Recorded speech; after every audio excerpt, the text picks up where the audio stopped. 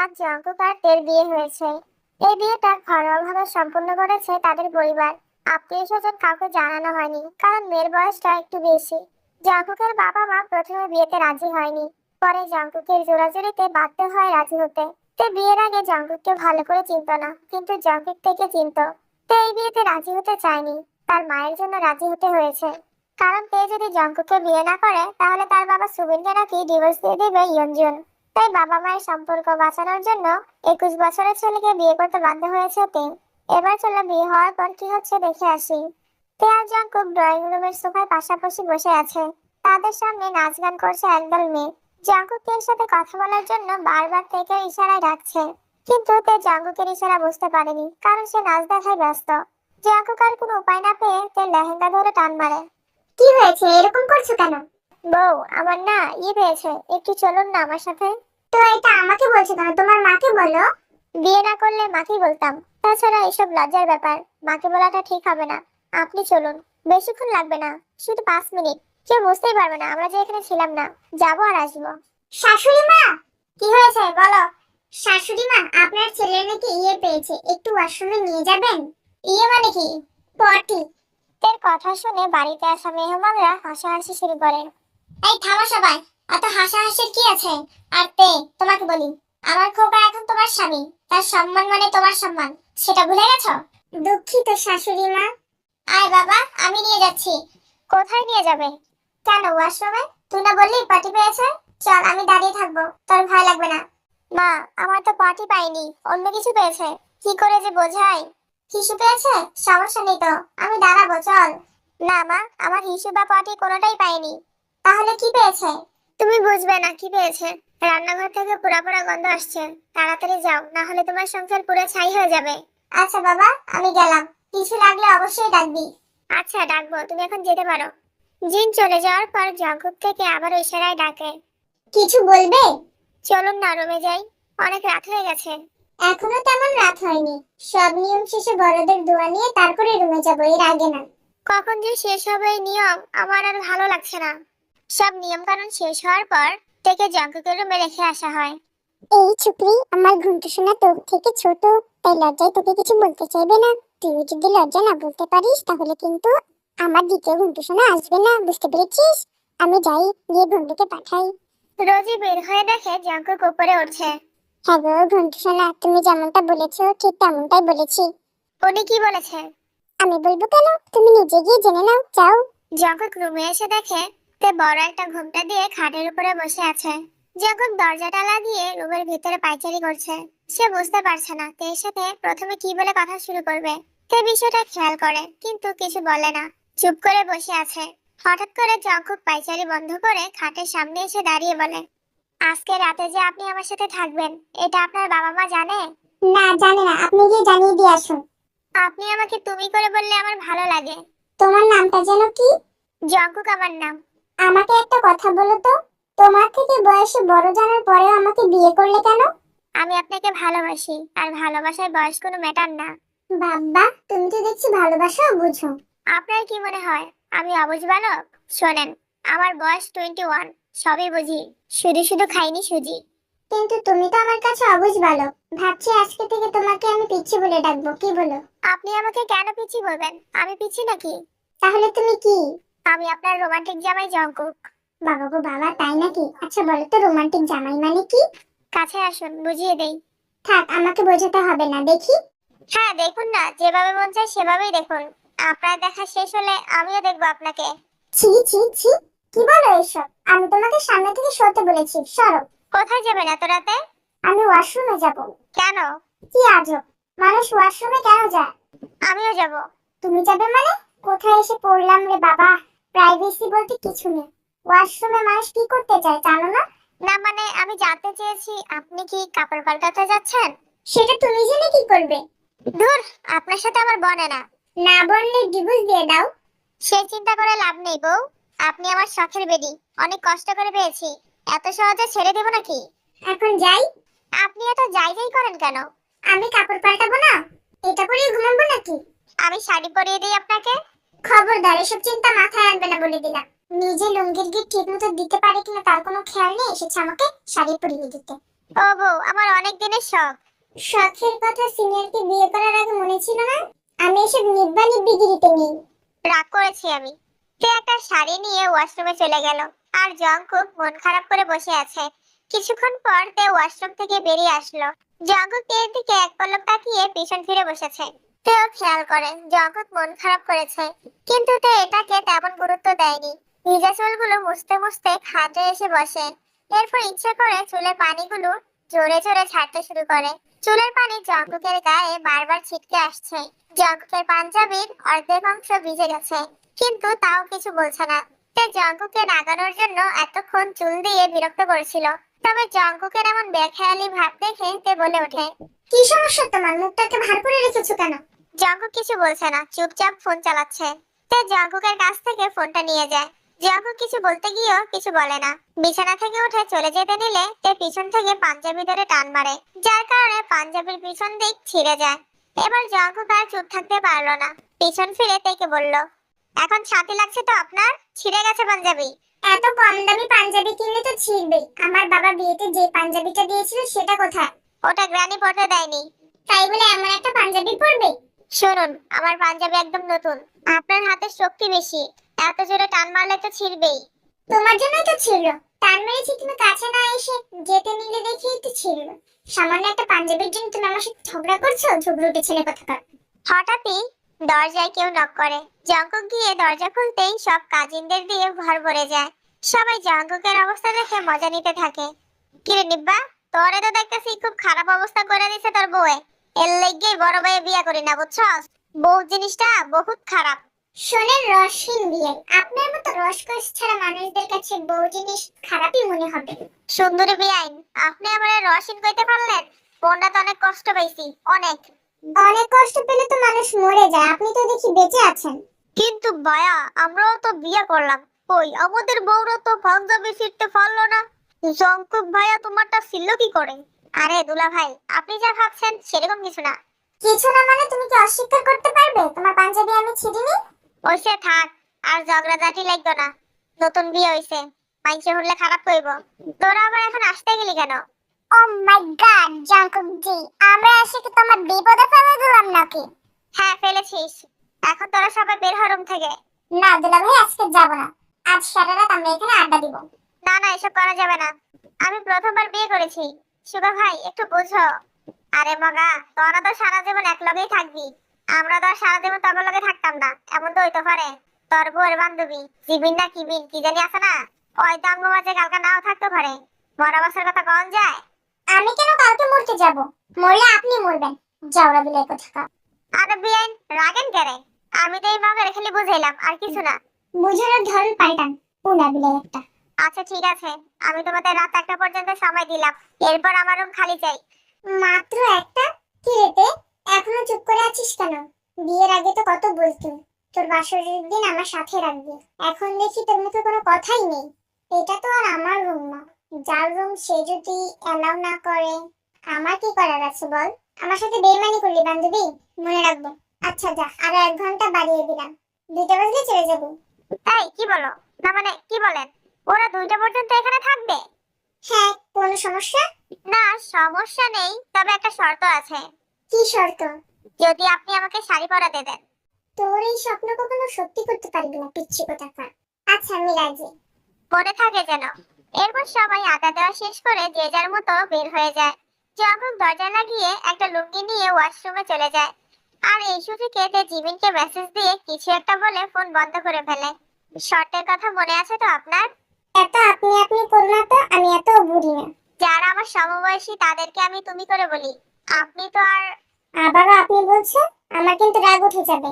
আচ্ছা তুমি করেই বলবো। তোমাকেও কিন্তু সমবয়সীদের মতো আমার সাথে মিশতে হবে। তোমার বয়সীরা কেমন আচরণ করে শুনি? এই ধরো, আমার সমবয়সী মেয়েরা আমায় দেখলেই ওরতে চুম্মা দেয়, আমার সাথে চিপা যেতে চায়, আমাকে সারাদিন তাদের সাথে লেপে থাকতে বলে। আর ছি ছি ছি, এই পিচ্ছি, তোমার মাথায় কি সারাদিন এসবই ঘুরে নাকি? ভালো কথা বলো। আমি খারাপ কি বললাম? তুমি তো জানতে চাইলে।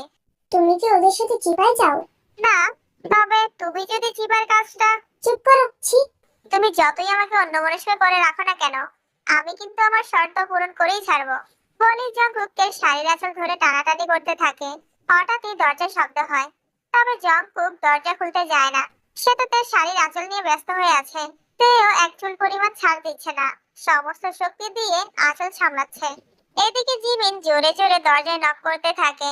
এত শব্দ শুনে সুগা নিচের রুম থেকে জংকুকের রুমের সামনে এসে জিমিনের মাথায় খোঁচা দিয়ে বলে, এই নিবিড় করে নিব্বি, তোর সমস্যা কি? এত ঠক ঠক কেন করতাছস? তোর শব্দের জ্বালায় ঘুমাইতে পারতাছি না। ঘুমেতে আটকা চিৎকার দিয়ে উঠে গেছি। তোর আক্কেল জ্ঞান কবে হইব? হ্যাঁ, যা কানে তুলা গুজে ঘুমা, আমাকে আমার কাজ করতে দে। ও বুঝলাম, তুই একলা একলা ঘুমাইতে ডরাইতাছস, এর লাগি তোর বান্ধবীরে নিতে আইছস। কিন্তু তোর বান্ধবী তখন যাইতো না। তুই আমার লগে আয়, আমি আর তুই একলগে ঘুমামু। আমি থাকলে ডরাই দিন রাইতে, বুঝছস? তোরে পাহারা দিমু। আমি আবার এইসবে এক্সপার্ট। ঠাস, লুচ্চা কোথাকার, কি ইঙ্গিত করিস? খারাপের ঘরে খারাপ মজুর কোথাকার। খারাপ কি কইলাম? তোর এনে ঢোকায় কোনো লাভ নাই। জকুকে আমি চিনি। হালার নাতি শখ কইরা বয়সে বড় বেরিয়ে বিয়ে করছে। দুনিয়া যদি উল্টায়ও জায়গা, হ্যাঁ তখন দরজা খুলতো না। আমার বান্ধবীর মান সম্মান তোর ভাই নষ্ট করতে চাচ্ছে, আর তুইও চাচ্ছিস আমার মান সম্মান নষ্ট করতে। তোরা সব ছেলেরাই নষ্ট। ওই নিবি করে নিবি, কথাটা কইলি কি তুই? হ্যাঁ খারা, তোর আজকে আমি খাইছি। কথাটা বলে সুগা জিমিনকে কোলে তুলে নেয়। নামা বলছি আমাকে, ওলা বিলাই। না, তুই আমারে রাগাই দিছস। তোরে আজকে সিঁড়িতে ফালাই দিয়া গাছের কাওয়া উড়াই দিমু। তবে রে দাঁড়া, তোর 12টা আমি বাজাচ্ছি। কে কোথায় আছো গো, তাড়াতাড়ি আসো, দেখে যাও বরের ভাই আমার ইজ্জত নিয়ে সর্বনাশ করে দিচ্ছে। ওই নিবি করে নিবি, মিছা কথা কইতাছস করে? থাম, দেখি কি হয়েছে। এ কি জিমি, তুই ওনার কোলে কি করছিস? ওরা প্রেম করছে, চলো আমরা প্রেম করি। আরে রাখো তো তোমার প্রেম, আমাকে জানতেই হবে তোমার ভাই আমার ফ্রেন্ডের সাথে কি করছে। তে দেখ না, এই দুষ্টি লোকটা আমাকে কোলে নিয়ে বলছে আমার সর্বনাশ করে দিবে। আস্তাগফিরুল্লাহ। ওই মাতাদি, এটা কি কইতাছস তুই? তোকে আমি পরে দেখে নিব, শয়তান দিলে। বিয়ের পর প্রথমবার শ্বশুর বাড়িতে এসেছে জঙ্কুক। সে শুনেছে শ্বশুর বাড়িতে মুরব্বীদের খুব সম্মান করতে হয়। দুপুরের খাবারের সময় টেবিলে অনেক আয়োজন করা হয়েছে। জঙ্কুক দেখে তার সামনে বড় এক টুকরো মাছ দেওয়া, আর পাশে বসা শালকের পাতে ছোট মাছ। জঙ্কুক ভাবলো সে তো এখন এই বাড়ির জামাই, অর্থাৎ মুরব্বী টাইপ কেউ। সে খুব দায়িত্ববান দেখাতে গিয়ে শালককে বলল, ভাইজান আপনি তো আমার বড় শালক, আপনি এই বড় মাছটা নিন, আমি ছোট মানুষ ছোটটাই খাই। পুরো টেবিলে সবাই হাসি আটকাতে পারলো না, কারণ জামাইয়ের বয়স মাত্র 21 বছর আর শ্যালকের বয়স 25। সে তের থেকে ছোট। আরে কি করছো তুমি? তোমাকে পাকনামি করতে হবে না, যা দিয়েছে তাই খাও। থাক আপু, দুলাভাই বুঝতে পারিনি। খাওয়া দাওয়া শেষে তের বাড়ির আত্মীয়রা চলে যাওয়ার সময় পিচ্ছি জঙ্কুককে বেশ কিছু সালামি দিয়েছে। যাক, বিয়ের উসিলায় কিছু টাকা ইনকাম হয়ে গেল। জঙ্কুক বিকেলবেলা তের সাথে মেলায় ঘুরতে বেরিয়েছে। পথে দেখা হলো এক বন্ধুর সাথে। বন্ধু তাকে দেখে অবাক হয়ে বলল, কি রে জঙ্কুক, ইউ নাকি ম্যারিড করেছিস? আমাকে হুয়াই দাওয়াত করিসনি। বাই দ্য ওয়ে, তোর পকেটে ওগুলো হোয়াট? জঙ্কুক পকেট থেকে 2টা ক্যাডবেরি বের করে বলল, এখন তো দায়িত্ব বেড়েছে, আগে শুধু নিজের জন্য চকলেট কিনতাম, এখন বোর জন্য কিনা লাগে। এটাই জামাই হওয়ার প্যারা, বুঝলি? তাও আমাকে এটা বল, জামাই হিসেবে তোর হাউ মাছ অনুভূতি হচ্ছে? খারাপ ভালো দুইটাই। জঙ্কুকের কথা শুনে তে আর ইউনো দুজনে হেসে দিল। ঘোরা শেষে জঙ্কুক বাড়ি এসে তার শর্ট প্যান্ট গুলো খুঁজতে লাগলো। আমার হাফ প্যান্ট গুলো কোথায় রেখেছো? পাচ্ছি না তো। ওগুলো আনিনি। কি? তাহলে এখন আমি কি পরবো? আমি একদিনে গোসল না করে থাকতে পারি না। এই তোমার কি মাথার সবটা ছিঁড়ে গেছে নাকি? এটা তোমার শ্বশুর বাড়ি, এখানে তুমি হাফ প্যান্ট পরে ঢ্যাং ঢ্যাং করবে? বাবা দেখলে কি বলবে? এই নাও লুঙ্গি পরো। আমি লুঙ্গির গিট দিতে পারি না, খুলে যায়। সেটা আমি জানি না, লুঙ্গি ছাড়া আমি আর কিছু নিয়ে আসিনি। এখন বাকিটা তোমার ইচ্ছে, পরলে পরো, না পরলেও সমস্যা নেই। এত খুশি হওয়ার কিছু নেই, আমার ব্যাগে প্যান্ট আছে, আমি ওগুলো পরবো। ব্যাগটা খুঁজে পেলে তো পরবে। কোথায় লুকিয়েছো? তে একটু বোঝো, মান সম্মান শেষ হয়ে যাবে। তে জঙ্কুকের কথায় পাত্তা না দিয়ে চলে গেল।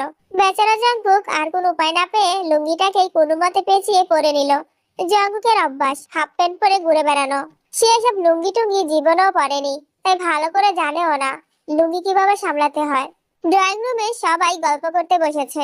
এমন সময় জঙ্কুক লুঙ্গির গিটে হাত দিয়ে ধীরে ধীরে নামছে।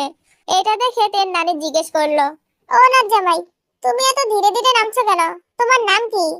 নাম বলতে গিয়ে জঙ্কুক আরেক সিঁড়ি নামতেই বুঝতে পারলো তার লুঙ্গির গিট আলগা হয়ে গেছে। সে লজ্জা পেয়ে নাম না বলে 2 হাতে লুঙ্গি চেপে ধরে এক দৌড়ে ঘরে চলে গেল। জঙ্কুকের এমন কাণ্ড দেখে ইয়ঞ্জুন পিছন পিছন এসে জিজ্ঞেস করলো, উরি মারি, কি হইলো বাবা? এমনি ফলাইয়া আইলা কে রে? ওইটা আমার আম্মা আসছিল, তোমার নানি শেষ শাশুড়ি, ডরানোর কিচ্ছু নাই। শাশুড়ি মা, জামাইগিরি আমায় দিয়ে হবে না। এই লুঙ্গি সামলাবো নাকি মানুষের প্রশ্নের উত্তর দেব বলুন তো? এরপর তে জঙ্কুকের কথা ভেবে সেদিনই চলে আসে। তে বাপের বাড়িতে জঙ্কুকের জন্য একদিনও থাকতে পারলো না। এই ব্যাপারটা জঙ্কুকের কাছে খুব খারাপ লাগে, কিন্তু তার কিছু করার ছিল না। যে কোনো সময় মান সম্মান খুলে যেতে পারে, না মানে চলে যেতে পারে। বিয়ের 1 সপ্তাহ পর তে নীল শাড়ি পরেছে। জঙ্কুক অফিস থেকে এসে দেখে ড্রয়িং রুমে তে ছাড়া কেউ নেই। সে আলগোছে তের হাত ধরে টেনে নিজের কাছে নিয়ে এলো। তে, নীল শাড়িতে তোমাকে একদম আকাশের পরীর মতো লাগছে। জঙ্কুক যখনই তের কপালে একটা চুমু দিতে যাবে, অমনি পাশের ঘর থেকে লিসা চিৎকার দিয়ে ওঠে। জাঙ্কুক, এই জাঙ্কুক, যা তো বাজার থেকে 2 হালি ডিম আর 1 কেজি আলু নিয়ে আয়। আমি এখন যেতে পারবো না, বিজি আছি। লিসা দরজার আড়াল থেকে মুখ বের করে ঝাড়ি দিল। আই স্টুপিড, বেশি পেকে গেছিস তাই না? ছোট আছিস, ছোটর মতো থাক আর বড়দের কথা শোন। যা দৌড় দে।